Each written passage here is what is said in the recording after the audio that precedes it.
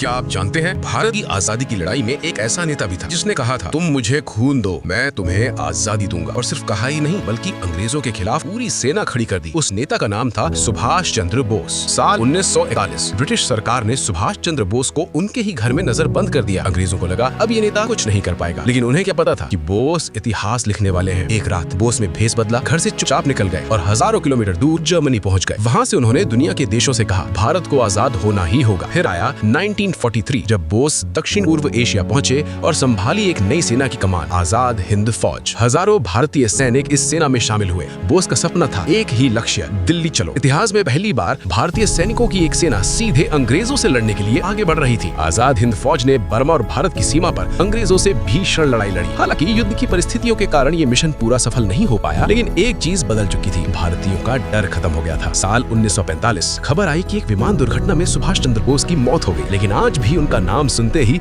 लाखों भारतीयों का खून गर्म हो जाता है, क्योंकि बोस ने सिखाया आजादी भीख में नहीं मिलती, उसे हासिल करना पड़ता है।